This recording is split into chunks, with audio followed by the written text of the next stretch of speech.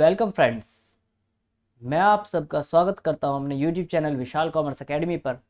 और जैसा कि हमने सीरीज बाय सीरीज चैप्टर्स को स्टार्ट किया है, आज उसी सीरीज में हम बात करने वाले हैं डिसॉल्यूशन ऑफ पार्टनरशिप फर्म के बारे में। ये चैप्टर बहुत इजी चैप्टर है और हमारी जो पार्टनरशिप अकाउंटिंग है उस गाड़ी का लास्ट स्टेशन होता है। सर लास्ट स्टेशन कहने का मतलब क्या यहाँ पर आकर के गाड़ी रुक जाएगी? हाँ जी सर, गाड़ी रुक जाएगी। पार्टनरशिप फर्म अगर बिजनेस ही बंद हो जाए फर्म का तो उसे बोलते हैं डिसॉल्यूशन ऑफ पार्टनरशिप फर्म। क्या बोलते हैं सर उसे? Dissolution of partnership firm. Dissolution का मतलब होता है सर समापन। डिसॉल्यूशन का मतलब क्या होता है सर? समापन, मतलब खत्म हो जाना, समाप्त हो जाना, राइट। तो पार्टनरशिप फर्म का डिसॉल्यूशन हमें पढ़ना है। और अगर partnership act, Indian partnership act 1932 को पढ़ें तो वहां पर डिसॉल्यूशन ऑफ पार्टनरशिप और डिसॉल्यूशन ऑफ पार्टनरशिप फर्म दोनों अलग अलग डिफाइन किए गए, दोनों को अलग अलग बताया गया है। सर पार्टनरशिप का डिसॉल्यूशन कई केसेस में हो सकता है। सर पार्टनरशिप का डिसॉल्यूशन के कहने का मतलब है कि एग्रीमेंट खत्म हो जाना है। एक पुराना एग्रीमेंट जो है, उनका एग्जिस्टिंग एग्रीमेंट जो है वो खत्म हो गया और एक नया एग्रीमेंट जो है वो दोबारा से बना लिया गया, उसे बोलते हैं डिसॉल्यूशन ऑफ पार्टनरशिप। तो सर वहां पर बिजनेस जो है कंटिन्यू रहता है, सिर्फ और सिर्फ कुछ चेंजेस आते हैं sir. For example ratio change हो गया, कोई पार्टनर थे पहले और अब एक नया पार्टनर आ गया, किसी पार्टनर की डेथ हो गई, कोई पुराना पार्टनर फर्म से रिटायर हो गया, तो इन केसेस में एग्रीमेंट जो है चेंज हो जाता है। तो यहाँ पर फर्म कंटिन्यू रहती है, मतलब बिजनेस जो है कंटिन्यू चलता रहता है, लेकिन उसे एग्रीमेंट में जो चेंज आया है उसको बोलते हैं dissolution of partnership. Dissolution of partnership firm क्या है? डिसॉल्यूशन ऑफ फर्म क्या है? सर वहां तो बिजनेस ही बंद हो जाएगा, सर वहां तो बिजनेस ही बंद हो जाएगा, राइट। तो अगर हम इंडियन पार्टनरशिप एक्ट 1932 को पढ़े तो वहां पर पार्टनरशिप का डिसॉल्यूशन अलग है और पार्टनरशिप फर्म का डिसॉल्यूशन अलग है। क्लियर हो गया? हाँ जी सर, क्लियर हो गया। तो अगर हम डिसॉल्यूशन ऑफ पार्टनरशिप की बात करें तो किन केसेस में होगा? सर अगर डिसॉल्यूशन ऑफ पार्टनरशिप की बात करें तो चेंज इन रेशो की वजह से, चेंज इन रेशो की वजह से, चेंज इन रेशो की वजह से पार्टनरशिप का डिसॉल्यूशन हो सकता है। Admission of new partner, partner का जो एडमिशन है उसकी वजह से हो सकता है। रिटायरमेंट के केस में, एक्सपल्सन के केस में, डेथ के केस में, इंसॉल्वेंसी ऑफ अ पार्टनर के केस में, और in case of period of expiry of period of partnership, partnership की जो हमने ड्यूरेशन या पीरियड जो डिसाइड किया था वो खत्म हो गया, लेकिन फर्म जो है वो आगे कंटिन्यू करना चाह रहे हैं पार्टनर्स, तो पार्टनर अपने पुराने एग्रीमेंट को खत्म कर देंगे, एक नया एग्रीमेंट बना लेंगे, तो उसे डिसॉल्यूशन ऑफ पार्टनरशिप बोला जाएगा। पार्टनरशिप के डिसॉल्यूशन में बिजनेस पर कोई फर्क नहीं पड़ता सर, बिजनेस कंटिन्यू रहता है, राइट। सिर्फ उनमें कुछ एग्रीमेंट में चेंज आता है सर उनके बीच में जो सहमति है या जो एग्रीमेंट्स हैं वो चेंज होते हैं, तो उन्हें बोला जाता है डिसॉल्यूशन ऑफ पार्टनरशिप। अब डिसॉल्यूशन ऑफ फर्म क्या है? सर डिसॉल्यूशन ऑफ फर्म के कई तरीके हैं, इन्हें बोला जाता है मोड्स। क्या बोला जाता है sir? Modes, modes of dissolution of partnership, modes of dissolution of partnership. तो सर पहला आता है section number 40, section number 40 of Indian partnership act 1932। पहला आता है sir section number 40 of Indian partnership act 1932। वहां पर बताया गया है सर बाई म्यूचुअल एग्रीमेंट। क्या बताया गया है? By mutual agreement. पार्टनर्स आपस में म्यूचुअल एग्रीमेंट करके, आपस में निर्णय लेकर के, सहमति करके पार्टनरशिप फर्म को बंद कर सकते हैं, बिजनेस को बंद कर सकते हैं, बिल्कुल कर सकते हैं सर, कोई इशू नहीं है। दूसरा जो तरीका होता है सर वो बताया गया है section number 41 of Indian partnership act 1932 में। वहां पर आपसे कहा गया कंपल्सरली डिसॉल्यूशन।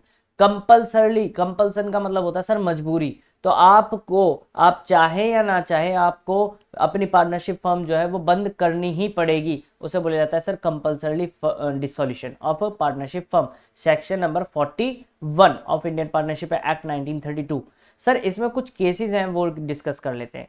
पहला केस आता है सर, पहला केस आता है सर जब सारे पार्टनर या किसी एक को छोड़कर बाकी सब पार्टनर इंसॉल्वेंट हो जाए। सर इंसॉल्वेंट कहने का मतलब दिवालिया हो जाए।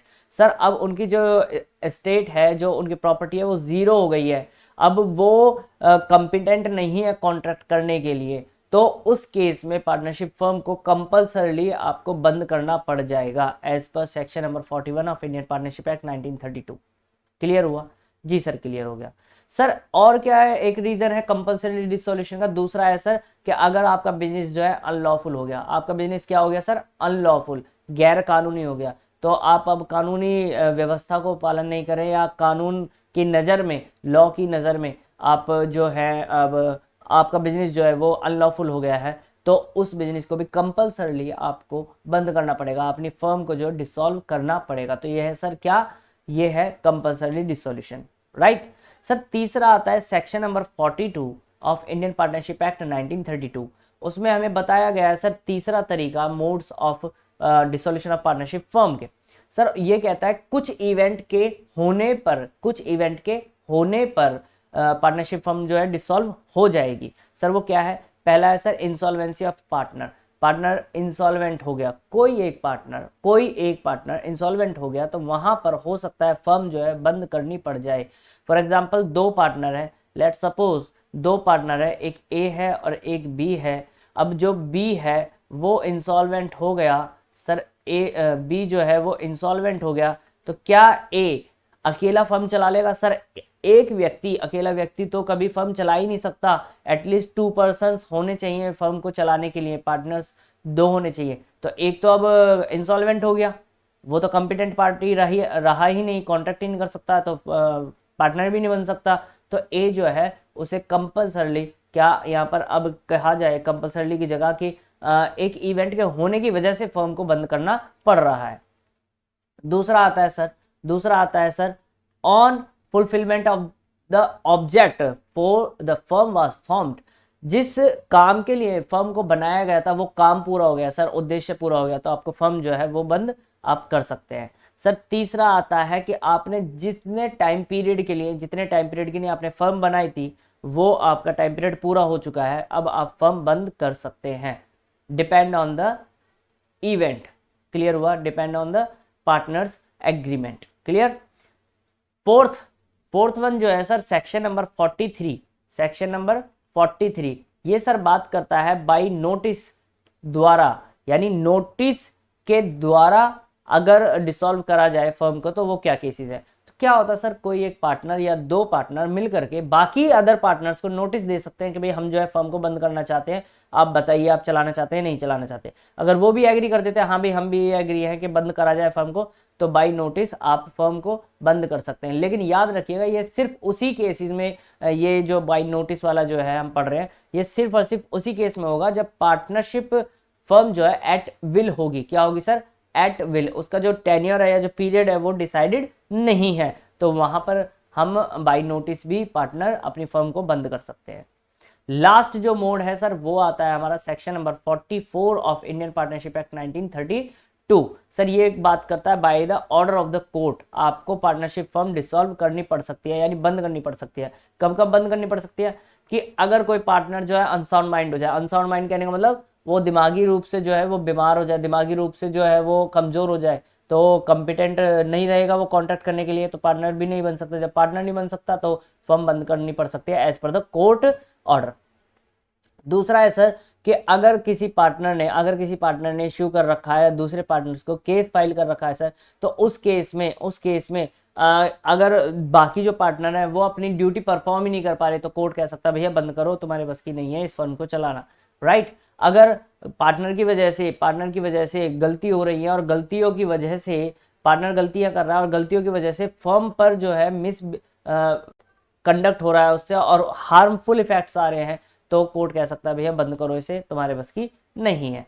तो ये कुछ केसेस हैं। अगर हाँ और भी एक केस है मैं बता दूं आपको कि अगर पार्टनर जानबूझ करके पार्टनरशिप एग्रीमेंट तोड़ता है, जानबूझ करके वो विलिंगफुली तोड़ता है, तो कोर्ट जो है वो बंद करने का आदेश दे सकती है फर्म को, ठीक है जी। या फिर आप अपने फर्म की कुछ रहस्यमय बातों को, सीक्रेट्स को दूसरे पर्सन को ट्रांसफर कर रहे हैं, आप फ्रॉड कर रहे हैं सर, थर्ड पर्सन के इंटरेस्ट में आप वो जो बातें हैं वो आप सीक्रेट शेयर कर रहे हैं, तो वहां भी कोर्ट जो है आदेश दे सकता है कि आपको फर्म जो है बंद करनी पड़ जाएगी, ठीक है जी। उसके बाद आता है जी आपकी फर्म जो है लगातार लॉस कमाई जा रही है और ऐसा महसूस हो रहा है, ऐसा प्रतीत हो रहा है कि अब आगे आप प्रॉफिट अर्न नहीं कर पाएंगे, तो उस केस में भी कोर्ट आदेश दे सकता है कि आपको फर्म जो है वो बंद करनी पड़ेगी। Right, clear? हाँ जी सर, समझ में आ गया। तो सर अभी हमने समझा था कि डिसॉल्यूशन ऑफ पार्टनरशिप और डिसॉल्यूशन ऑफ पार्टनरशिप फर्म में डिफरेंस क्या होता है, तो वही डिफरेंस हमें दोबारा से पढ़ना है। तो डिसॉल्यूशन ऑफ पार्टनरशिप और डिसॉल्यूशन ऑफ फर्म दोनों में क्या डिफरेंस होता है। राइट, तो डिसॉल्यूशन ऑफ पार्टनरशिप तो कभी भी हो सकता है सर, मैनी टाइम्स हो सकता है ये फर्म के जीवन काल में, लेकिन अगर डिसॉल्यूशन ऑफ फर्म की बात करें तो फर्म के जीवन काल में सिर्फ और सिर्फ एक बार ही होगा। ठीक है, जब फर्म का बिजनेस बंद होगा तभी, फर्म बंद होगी तभी। राइट, डिसॉल्यूशन ऑफ पार्टनरशिप की बात करें तो वहां पर अगर डिसॉल्यूशन ऑफ पार्टनरशिप हो भी रहा है तो फर्म का बिजनेस जो है वो कंटिन्यू रहेगा, लेकिन अगर फर्म का डिसॉल्यूशन हो रहा है तो वहां पर बिजनेस ऑटोमेटिकली बंद हो जाएगा। ठीक है, डिसॉल्यूशन ऑफ पार्टनरशिप में बुक्स ऑफ अकाउंट्स क्लोज करने की जरूरत नहीं होती, बाद में जो बाकी की चीजें होती है कैरी फॉरवर्ड हो जाती हैं, लेकिन डिसॉल्यूशन ऑफ फर्म में बुक्स को क्लोज करना पड़ता है क्योंकि आगे कैरी फॉरवर्ड होंगी ही नहीं, अब तो फर्म बंद हो रही है ना। क्लियर, समझ में आ गया जी? जी sir. Dissolution of partnership voluntarily होता है, वॉलंटरली अपनी इच्छा से, लेकिन अगर हम बात करें डिसॉल्यूशन ऑफ फर्म, ये वॉलंटरली भी हो सकता है और सर कंपल्सरली भी हो सकता है, पढ़े थे ना अभी? हाँ जी सर, क्लियर? जी सर, क्लियर हो गया। चलिए जी, हमें क्या क्या अकाउंट्स बनाने पड़ेंगे, हमें क्या क्या अकाउंट्स बनाने पड़ेंगे at the time of dissolution of partnership firm? तो सर आपको जो अकाउंट्स बनाने पड़ेंगे, पहला आपको बनाना पड़ेगा सर रियलाइजेशन अकाउंट। क्या बनाना पड़ेगा? Realisation account. दूसरा सर आपको पार्टनर्स लोन अकाउंट बनाना पड़ेगा, ये ऑप्शनल है सर। सर ये बिल्कुल ऑप्शनल है, हो भी सकता है नहीं भी, डिपेंड ऑन द क्वेश्चन। ठीक है, अगर क्वेश्चन में पार्टनर्स लोन के विषय में कुछ कहा होगा तो हमें ये लोन अकाउंट बनाना होगा, अदरवाइज नहीं बनाना होगा। थर्ड हमें बनाना होगा पार्टनर्स कैपिटल अकाउंट। क्या बनाना होगा? Partners capital account. उसके बाद में कैश और बैंक अकाउंट में से एक चीज बनेगी। यहाँ पर बैलेंस शीट नहीं बनाएंगे। बैलेंस शीट क्यों नहीं बनाएंगे? क्योंकि फर्म बंद हो रही है, फर्म अब आगे अपनी फाइनेंशियल पोजीशन चेक नहीं करना चाहती, वो करेगी भी नहीं। उसे तो अब ये मतलब है भैया उसकी लाइबिलिटीज की पेमेंट हो जाए और असेट बिक जाए, बस बात खत्म, उसका बिजनेस बंद हो रहा है। राइट, तो यहाँ पर हमें 4 अकाउंट प्रिपेयर करने पड़ेंगे। Realisation account, partners loan account, partners capital account और कैश और बैंक अकाउंट। ठीक है जी, चलिए सर रियलाइजेशन अकाउंट समझते हैं। सर रियलाइजेशन अकाउंट समझते हैं, बाकी की थ्योरी हम ज़्यादा नहीं पढ़ेंगे, सीधा प्रैक्टिकल पे आते हैं। रियलाइजेशन अकाउंट पढ़ते हैं। सर रियलाइजेशन अकाउंट जो है, रियलाइजेशन अकाउंट जो है इसमें हमें क्या करना होगा? सबसे पहले हमें बैलेंस शीट में से, अपनी बैलेंस शीट में से असेट्स और लायबिलिटीज को ट्रांसफर करना होगा। असेट्स को हम ट्रांसफर करेंगे सर डेबिट साइड में, क्योंकि असेट का डेबिट बैलेंस होता है। लायबिलिटीज को ट्रांसफर करेंगे सर क्रेडिट साइड में, क्योंकि लायबिलिटीज का क्रेडिट बैलेंस होता है। बात समझे कि नहीं समझे? सर हम क्या करेंगे, असेट्स को हम ट्रांसफर करेंगे डेबिट साइड में और लायबिलिटीज को ट्रांसफर करेंगे क्रेडिट साइड में, लेकिन कुछ कुछ चीजों को छोड़ देंगे। असेट में से सर हम कैश और बैंक को ट्रांसफर नहीं करेंगे क्योंकि उनके लिए सेपरेट अकाउंट बन रहा है। जी सर, और जो पार्टनर्स में डिस्ट्रीब्यूट होती हैं चीजें उनको ट्रांसफर नहीं करेंगे। उसके बाद लायबिलिटीज में से भी पार्टनर की कैपिटल ट्रांसफर नहीं होगी क्योंकि कैपिटल के लिए कैपिटल अकाउंट बन रहा है। पार्टनर का लोन ट्रांसफर नहीं होगा क्योंकि पार्टनर का लोन अकाउंट बन रहा है। और जो रिजर्व एंड सरप्लसेस होते हैं जो पार्टनर्स में डिस्ट्रीब्यूट होते हैं वो भी ट्रांसफर नहीं होंगे। समझ में आ गया? तो सारी असेट्स और सारी लायबिलिटीज को हमें बुक वैल्यू पर ट्रांसफर करना होगा रियलाइजेशन अकाउंट में, लेकिन कुछ चीजों को हमें छोड़ देना पड़ेगा जिनको हम रियलाइजेशन में ट्रांसफर नहीं करेंगे। पहली बात, वो चीजें जिनका हम सेपरेट सेपरेट लेजर अकाउंट बना रहे हैं, जैसे कि partners capital account, partner loan account, cash और बैंक अकाउंट। तो करंट अकाउंट अगर ये हमें अलग से बनाने होते हैं तो इनका हमें ट्रांसफर नहीं करना है रियलाइजेशन अकाउंट में।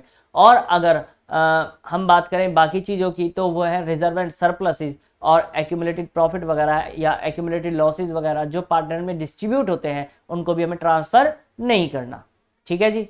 फिर उसके बाद सर दूसरा काम हमारा होगा रियलाइजेशन अकाउंट में, असेट्स को हमने ट्रांसफर कर दी। अब असेट्स को अगर बेचा जाएगा, अगर असेट्स को बेचा जाएगा तो असेट्स को बेचने का काम भी रियलाइजेशन अकाउंट के माध्यम से ही किया जाएगा। वैसे ही लायबिलिटीज की जब पेमेंट करेंगे तो लायबिलिटीज की जब हम पे ऑफ करेंगे तो उसका ट्रीटमेंट भी हमें सर रियलाइजेशन अकाउंट में ही करना पड़ेगा। तो अगर मैं आपसे सीधा सीधा पूछूं रियलाइजेशन अकाउंट सिर्फ आप क्या समझते? तो रियलाइजेशन अकाउंट एक मीडियम है, एक माध्यम है जो कि असेट्स और लायबिलिटीज के सेटलमेंट को देखता है। सर ये सिर्फ और सिर्फ at the time of dissolution of firm में ही बनाया जाएगा। रियलाइजेशन अकाउंट सिर्फ और सिर्फ एक बार ही बनता है पूरे जीवन काल में फर्म के, और बार बार नहीं बनता। ये सिर्फ कब बनेगा? जब फर्म बंद होती है। ठीक है, चलिए जी। चलिए सर, आपने पहले पढ़ा था रिवैल्यूएशन अकाउंट, पढ़ा था ना? टर्म 1 में भी आपने पढ़ा है और अभी भी आपने रिटायरमेंट के केस में, डेथ के केस में भी पढ़ा होगा रीवैल्यूएशन अकाउंट। रीवैल्यूएशन अकाउंट और रीवैल्यूएशन अकाउंट और रियलाइजेशन अकाउंट में डिफरेंस क्या है सर? रीवैल्यूएशन अकाउंट और रियलाइजेशन अकाउंट में डिफरेंस क्या है सर? तो रीवैल्यूएशन अकाउंट क्या होता है? रीवैल्यूएशन अकाउंट तो हम at the time of admission, at the time of retirement, at the time of death, at the time of change in profit sharing ratio, यानी जब भी पार्टनरशिप फर्म में कोई चेंज होगा, एग्रीमेंट में चेंज होगा, तो वहां पर हम रिवैल्यूएशन अकाउंट बनाते हैं। जी सर, लेकिन रियलाइजेशन अकाउंट तो सर कब बनेगा? अभी मैंने बताया था, सिर्फ और सिर्फ फर्म के डिसोल्यूशन के केस में, और कभी नहीं बनेगा। पहला डिफरेंस समझ में आ गया सर। दूसरा सर, रिवैल्यूएशन में हमें असेट्स एंड लायबिलिटीज की वैल्यूएशन करनी होती है, दोबारा से रिवैल्यू करना होता है उन्हें, और असेट्स की और लायबिलिटीज की जो रिवैल्यूएशन से प्रॉफिट या लॉस होगा उसको हमें रिवैल्यूएशन अकाउंट में रिकॉर्ड करना होता है, वहां से प्रॉफिट और लॉस फाइंड आउट करना होता है। रियलाइजेशन अकाउंट में सर हम क्या करते हैं, यहाँ पर असेट्स और लायबिलिटीज के सेटलमेंट किया जाता है, यानी लायबिलिटीज की पेमेंट करी जाती है और असेट्स को बेचा जाता है। ठीक है, रिवैल्यूएशन अकाउंट हम कभी भी बना सकते हैं, कई बार बन सकता है जीवन काल में, लेकिन रियलाइजेशन अकाउंट सिर्फ और सिर्फ एक ही बार बनेगा और कभी नहीं बनेगा। क्लियर? जी सर, समझ में आ गया। क्लियर है सर। सीधा इलस्ट्रेशन पे आ जाते हैं और सीधा हम क्वेश्चन करना स्टार्ट करते हैं। चलिए जी, चलिए सर, क्या कह रहा है सर? ए और बी दो पार्टनर हैं, 3:2 में बांटते हैं। सर ए और बी दो पार्टनर है, 3:2 में बांटते हैं। उनकी बैलेंस शीट गिवन है सर 31 मार्च 2018 को। बैलेंस शीट में क्या क्या गिवन है सर? पहला हमें क्रेडिटर्स बता रखे हैं 20,000 रुपए की, कैपिटल बता रखे हैं ए और बी की, उसके बाद कैश एट बैंक बता रखा है, डेटर्स बता रखा है, प्रोविजन फॉर डाउटफुल डेब्ट, स्टॉक बता रखा है, उसके बाद सर हमें मशीनरी बता रखी है, लैंड एंड बिल्डिंग बता रखी है। राइट, ये हमारी बैलेंस शीट गिवन है। अब एडजस्टमेंट में क्या दे रखा है, पढ़े। एडजस्टमेंट में क्या दे रखा है सर? पार्टनर ने डिसाइड किया कि वो फर्म का डिसॉल्व कर देंगे। सर फर्म बंद हो रही है, right, dissolution of partnership firm. Assets realised as follows, assets जो बेची गई, जिनसे पैसा आया, असेट्स से पैसा आया, वो कैसे आया सर? स्टॉक से हमें 45,000 रुपए मिले, मशीनरी से हमें 20% कम मिला, 20% कम मिला, डेटर्स 35,000 रुपए में बिक गए, लैंड एंड बिल्डिंग को हमने बेच दिया 30,000 रुपए ज्यादा में, यानी जितने की थी उससे 30,000 रुपए ज्यादा में हमने बेच दी। क्रेडिटर्स एग्री हो गए कि वो 5% कम पैसा ले लेंगे, यानी क्रेडिटर से हमें 5% की छूट मिल गई। और रियलाइजेशन के एक्सपेंस जो हुए हैं सर, वो हुए हैं 1200 रुपए। कितने रुपए हुए हैं सर रियलाइजेशन के एक्सपेंस? 1200 रुपए। समझ में आ गया? सर हमें यहाँ पर रियलाइजेशन अकाउंट बनाना है, सिर्फ और सिर्फ रियलाइजेशन अकाउंट की बात कर रहा हूँ मैं, और कोई मैं अकाउंट यहाँ पर नहीं बनाऊंगा। अभी सिर्फ हम रियलाइजेशन अकाउंट बना रहे हैं, अपन लोग सिर्फ रियलाइजेशन अकाउंट की ही बात करेंगे। राइट, चलिए जी, तो ये मैंने रियलाइजेशन अकाउंट बना लिया है। रियलाइजेशन अकाउंट बनाने के बाद अब हमें क्या करना होगा सर? इसकी दो साइड है, एक हमारी डेबिट साइड है, एक हमारी क्रेडिट साइड है। तो डेबिट साइड में हम क्या एंट्री करेंगे और क्रेडिट साइड में हम क्या एंट्री करेंगे? सुनिए, मैंने अभी आपको बताया था कि जितनी भी हमारी असेट्स और जितनी भी हमारी लायबिलिटीज है, कुछ चीजों को छोड़कर बाकी सबको यहाँ ट्रांसफर कर लेना है, वो भी बुक वैल्यू पर, यानी बैलेंस शीट में जो हमें वैल्यू दे रखी है एज इट इज हमें ट्रांसफर कर देनी है। सर असेट्स जो है ट्रांसफर होंगी वो डेबिट साइड में होंगी और लायबिलिटीज ट्रांसफर होंगी सर क्रेडिट साइड में। असेट ट्रांसफर होंगी डेबिट साइड में और लायबिलिटीज ट्रांसफर होंगी क्रेडिट साइड में। चलिए जी, देखते हैं, बैलेंस शीट पर आ जाते हैं। सर लायबिलिटीज साइड में से फटाफट से देखिए क्या दे रखा है? क्रेडिटर। सबसे पहले क्या दे रखा है? क्रेडिटर्स। तो सर जो क्रेडिटर्स हैं वो हैं 20,000 रुपए के। तो ये 20,000 रुपए ट्रांसफर होंगे या नहीं होंगे रियलाइजेशन में? सर क्रेडिटर्स, हाँ लायबिलिटीज है, ट्रांसफर होंगे, पार्टनर में डिस्ट्रीब्यूट तो होती नहीं है, तो आउटसाइड लायबिलिटी है, आउटसाइड लायबिलिटी तो ट्रांसफर हो जाएगी कहां पर? रियलाइजेशन अकाउंट में। चलिए जी, तो रियलाइजेशन अकाउंट में ट्रांसफर होगी, तो रियलाइजेशन अकाउंट पर आ जाते हैं। ये रहा मेरा रियलाइजेशन अकाउंट। और क्रेडिट साइड में एंट्री होगी या डेबिट साइड में? आप कहेंगे सर क्रेडिट साइड में, क्योंकि हमें जो ट्रांसफर करना होता है अमाउंट लायबिलिटीज का, वो करना होता है क्रेडिट साइड में। तो लिख लेते हैं बाई क्रेडिटर्स। कितने ट्रांसफर होगी? 20,000।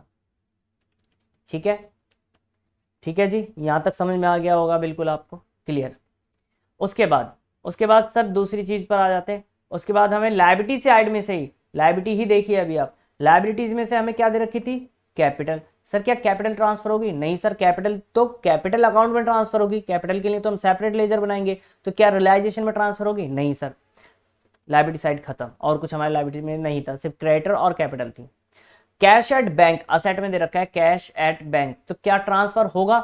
नहीं सर, क्योंकि कैश एट बैंक जो है वो तो बैंक अकाउंट में जाएगा, बैंक अकाउंट तो सेपरेट हम बनाते हैं, तो ये ट्रांसफर नहीं होगा। ओके, डेटर, हाँ जी डेटर तो ट्रांसफर होंगे, होंगे या नहीं होंगे सर? बिल्कुल होंगे। डेटर है सर 40,000, बुक वैल्यू की बात थी तो बुक वैल्यू पे ही ट्रांसफर होगी। ये रहा मेरा रियलाइजेशन अकाउंट और इसमें हमें ट्रांसफर करना है। चलिए तो ट्रांसफर कर लेते हैं टू डेटर्स 40,000। क्लियर? क्लियर है जी? जी सर क्लियर हो गया, यहाँ तक कोई दिक्कत? सर समझ में आ गया। उसके बाद सर डेटर्स हो गया, उसके बाद हमें सर गिवन है प्रोविजन फॉर डाउटफुल डेब्ट्स। देखिए मेरी बात सुनिए, प्रोविजन फॉर डाउटफुल डेब्ट जो है असेट साइड में दे रखा है, लेकिन ये असेट नहीं है सर, ये असेट नहीं है, ये हमारी लायबिलिटीज ही है, असेट में से माइनस कर रखा है सर, ये प्रोविजन है सर, लायबिलिटीज है। लायबिलिटीज है तो कहाँ ट्रांसफर होगी सर? क्रेडिट साइड में। कितनी है सर? 1800 रुपये। ठीक है, चलिए जी, by provision for doubtful debts,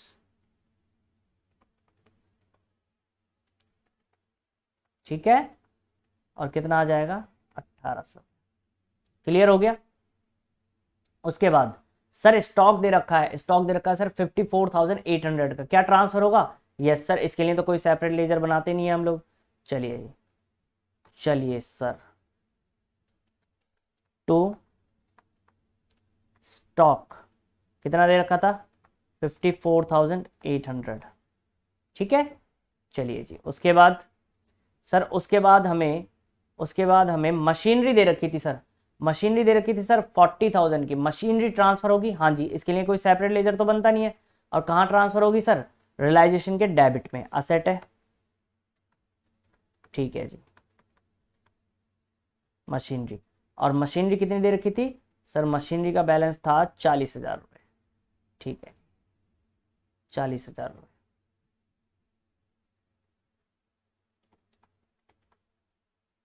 उसके बाद लैंड एंड बिल्डिंग दे रखी थी 1,20,000 की, तो वो भी कहाँ ट्रांसफर हो जाएगी सर? वो भी ट्रांसफर हो जाएगी हमारी रियलाइजेशन अकाउंट में, लैंड एंड बिल्डिंग, राइट, 1,20,000 रुपये। यहां तक मैंने बहुत सिंपल एक फॉर्मेट तैयार किया है रियलाइजेशन का। जितनी भी असेट्स हैं उनको ट्रांसफर किया सर मैंने डेबिट साइड में, और जितनी भी लायबिलिटीज है उनको ट्रांसफर किया सर मैंने क्रेडिट साइड में। बस मैंने और ज्यादा कुछ नहीं किया, कोई रॉकेट साइंस नहीं है, बहुत आसान है। ठीक है, यहां तक तो कोई दिक्कत नहीं होनी चाहिए। अब आ जाते हैं अपनी एडजस्टमेंट पर, एडजस्टमेंट पर आते हैं। एडजस्टमेंट क्या कहती है? पहली एडजस्टमेंट कहती है सर, पार्टनर ने डिसीजन लिया कि रियलाइजेशन डिसॉल्व कर दिया, तभी हम रियलाइजेशन बना रहे थे। स्टॉक बेचा गया 45,000 में, तो सर कहां पर बेचा जाएगा सर? रियलाइजेशन अकाउंट के थ्रू ही बेच सकते हैं, क्योंकि ट्रांसफर तो हमने रियलाइजेशन में कर दिया। स्टॉक 45,000 में, तो क्या सर अब प्रॉफिट लॉस देखेंगे? स्टॉक तो मेरा इतने का था, बेचा इतने में, प्रॉफिट लॉस देखें? अरे यार कैसी बात करें आप, अब जब बिजनेस ही बंद हो गया तो प्रॉफिट लॉस देख करके क्या फायदा? अब तो भैया जितने रुपए मिल जाएं आप उससे रिकवर कर लीजिए, प्रॉफिट लॉस मत देखिए। जब हमारा कोई बिजनेस बंद होता है, शटडाउन होता है बिजनेस, तो क्या हम ये देखते हैं नहीं भाई मेरा प्रॉफिट तो होना ही चाहिए, ये मैं तभी बेचूंगा जब प्रॉफिट होगा? नहीं, हम तो ये सोचते हैं जल्दी से जल्दी बस हमारा सामान निकले और हमारे पास पैसा आए, ताकि हम अपनी लायबिलिटीज की पेमेंट कर सकें। तो यहाँ प्रॉफिट लॉस नहीं देखेंगे कभी भी, याद रखिएगा। डिसॉल्यूशन जब भी करेंगे आप फर्म का, तो आप अकाउंटिंग करते वक्त वहां प्रॉफिट लॉस आपको देखना नहीं है कि असेट को बेचने से प्रॉफिट होगा या लॉस होगा, कुछ नहीं। स्टॉक 45,000 में बेचा गया सर, स्टॉक बेचा तो पैसे आए होंगे, और कौन से अकाउंट में लिखेंगे सर? रियलाइजेशन अकाउंट में। कहाँ लिखेंगे सर? रियलाइजेशन में। चलिए जी, रियलाइजेशन अकाउंट में। मेरी बात सुनिए ध्यान से, डेबिट साइड में ट्रांसफर करी थी, तो अगर हम बेचेंगे तो किस साइड एंट्री होगी सर? क्रेडिट साइड में एंट्री होगी। ठीक है, तो यहां पर हम लिखेंगे सर बाई बैंक अकाउंट। ठीक है, इसको कर लेंगे अंडरलाइन। क्यों? मैं बताता हूं सर। जितनी भी असेट्स बेची गई हैं ना, उनको एक साथ लिख लीजिए यहां पर, ताकि आपको ये पता चल जाए फाइनली कि आपके पास कितना पैसा आ रहा है असेट्स को बेच करके। राइट, स्टॉक बेची गया, मशीनरी बेची गई सर, मशीनरी जो बेची थी वो 20% कम पर बेची गई थी, 20% कम पर। तो आपके पास मशीनरी है कितने की सर देखिए आपके पास मशीनरी कितने की है। मशीनरी है सर आपके पास 40,000 की। कितनी है मशीनरी? 40,000 की। भाई मशीनरी कितने की है चेक कीजिए ना, 40,000 की। तो 40,000 की मशीनरी 20% कम पर बेची, तो अगर 40,000 का 20% निकाले तो सर आता है 8,000। 8,000 रुपये कम पे बेची तो कितने में बेच दी सर? 32,000 में। ये तो कोई बड़ी बात नहीं हुई। 40,000 की मशीन 8,000 रुपये कम पे बेची तो कितने में बेच दी? 32,000 में। डेटर से पैसा मिल गया सर। सर डेटर से पैसा मिल गया 35,000, लिख लिया सर। ठीक है, हाँ जी सर। उसके बाद कहा था लैंड एंड बिल्डिंग जो है हमने बेच दी, लैंड एंड बिल्डिंग भी बेच दी हमने। और लैंड एंड बिल्डिंग जो बेची है वो 30,000 रुपये ज़्यादा में बेची है। लैंड एंड बिल्डिंग एक्चुअल में थी कितने की चेक कीजिए। लैंड एंड बिल्डिंग आपके पास थी सर 1,20,000 की, तो कितने में बेची सर? 1.5 लाख में बेच दी, इसका मतलब। तो यहाँ लिख दीजिए 1.5 लाख। बताइए यहाँ तक कोई परेशानी? यहाँ तक कोई डाउट नहीं होगा। चलिए जी फटाफट से क्वेश्चन पे चलते हैं, एक बार चेक कर लीजिए, वेरीफाई कीजिए एक बार। स्टॉक 45,000 में बेचा गया है, मशीनरी 20% कम पर, डेटर 35,000 में, बिल्डिंग 30,000 रुपये ज़्यादा में। क्रेडिटर्स 5% कम पर लेने के लिए एग्री हो गए। देखिए मैं आपको यहाँ पर एक बहुत इंपॉर्टेंट चीज़ बता देता हूँ।